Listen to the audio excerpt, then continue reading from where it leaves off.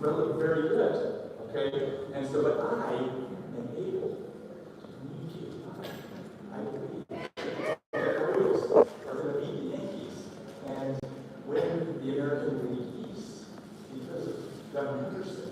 And it's because of their ability to hit very well. And the pitching is a little shaky, but we'll see how it goes. I can articulate why I have hope. Now, the problem is, the Orioles are not all that reliable, but yet I still have hope.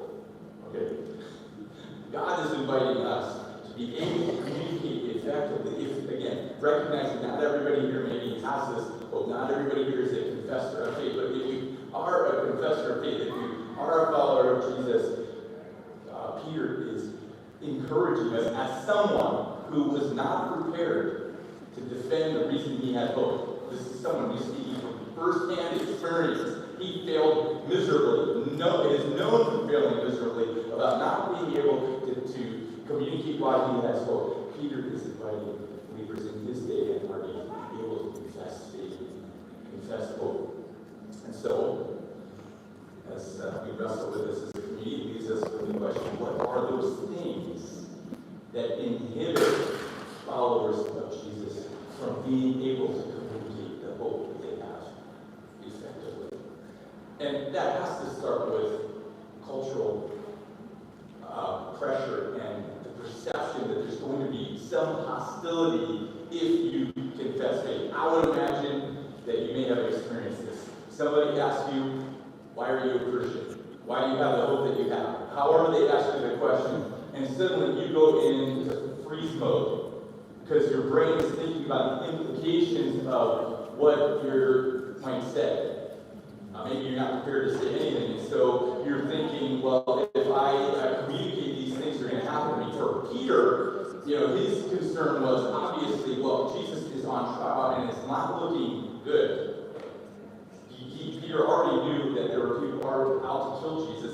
And so for Peter, if he expresses why he has hope in Jesus, that may have implications for him, including in the endangering of his own life. Now, maybe I would imagine that you're not experiencing that kind of experience, at least here in New York, but who knows, right? There are certainly places in the world where if you do express the hope that you have, you may have implications of that kind. But for most of us here, it's going to be,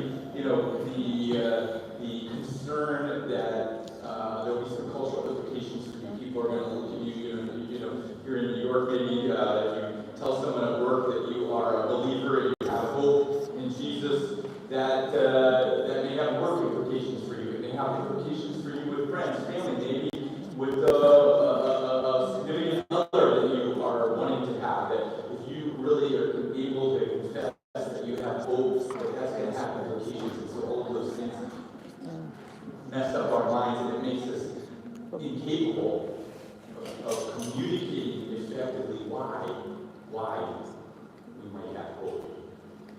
Secondly, maybe the inhibitor is that you have a fear of not knowing enough. You feel like you can't explain yourself very well, and that there's all these kind of theological points that you need to make.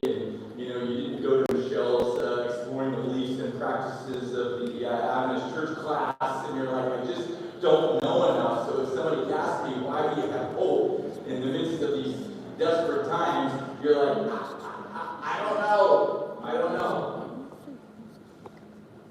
So that's an inhibitor for you, for many of us, to be able to communicate effectively.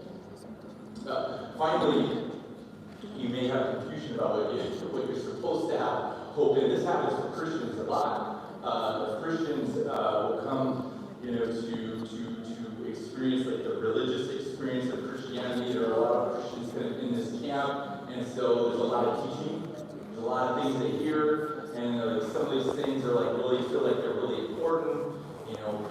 We're in an Adventist community. We've got little particulars that we think are super important. Come to worship on Saturday, and you'll come together, go to Sabbath school class, and that particular day means something, or there are various other beliefs and teachings, and so the fact that maybe you are not able to communicate all those things, or you don't know all of these things, may be an inhibitor to your ability to communicate concerned about, these denominational aspects, or you feel like you're not good at apologetics and being able to explain every detail about what happened in the book of Daniel, the book of Revelation, and whatever, and you're like, I don't know, and so this is inhibiting your ability to communicate effectively, and so it makes us not able to share hope. And so what do? If somebody asks you why you have hope, they hear that you have confessed faith in Jesus, they hear that you're part of a faith community, and they ask you, what is this all about? And you freeze up. You don't know what to say, or you say something like, I don't know, my grandma told me to go to church, so I go to church, and I hardly live in the community, right? It's just something that you do, right? And so all these things can potentially inhibit our ability to communicate effectively why we have hope. This is relevant because, people right now, I don't know if you know this, are looking for something to put their hope in. The world seems hopeless right now, right? We keep putting our hope in particular things, political figures, or groups, or other leaders, or we put our hope in our ability to have finances, or our relationships, and each of those things keeps failing us to a certain extent. And so the world and people are looking for something to have hope in. So if they find out that you have hope in something, why not ask why you have hope? And so again, Peter knows this. He's giving us these instructions, not just so we can feel better about ourselves, but because there are people longing for something, needing something to put their hope in. And so if they're asking you why you have hope, this is a beautiful opportunity to share something that's actually going to be meaningful for others. Not just so that you can convince them to come to be a part of your community. That's not enough, because people are hurting and in need and longing for something to invest in. And if you have hope, why not be able to share that with others? And so Peter, his invitation to us is an invitation in a warning. Don't put yourself in the position that I was in, where 3 times I was asked if I knew who Jesus was, and I denied him 3 times because I was not prepared to know what to say. So our reaction of these inhibitors, sometimes it means that we just avoid things. So if somebody does ask us if we have hope, and if you're a believer and you're asked if you have hope, you just try to avoid things, or you keep things on the down low, and you don't want to tell anybody. Another response is to get aggressive and to try to argue for why you have hope, and then you make explanations that may or may not make sense and get very aggressive. And these are not effective. And so it leads to what really is the solution to this issue of being able to communicate effectively why we have hope, why you have hope. And of course, this brings us back to Jesus himself. First of all, Jesus had hope. We talked about this before. By the way, we're in the midst of a teaching series here during the winter, spring, talking about this issue of hope. And so we talked before that Jesus himself had to have hope. He had to believe that the Father God was going to do what he had promised that he was going to do. So that Jesus, when he's in the Garden of Gethsemane on the night before his crucifixion, and on that same night when Peter denied him, Jesus had hope that things were going to be okay, that even though he was going to experience what he experienced, his own murder, that God was going to work things out, and that he was going to be resurrected. And the good news is, because that happened, we have hope, because Jesus had hope, and God fulfilled that hope. We have hope too, and that hope is rooted in the work that God has done through Jesus, and that God brought Jesus back from the dead. Peter's contemporary Paul in Romans. This is a letter written to the Roman church, the same church that Peter was familiar with. And Paul says this: "If the spirit of him who raised Jesus from the dead dwells in you, he who raised Christ from the dead will give life to your mortal bodies also through his spirit that dwells within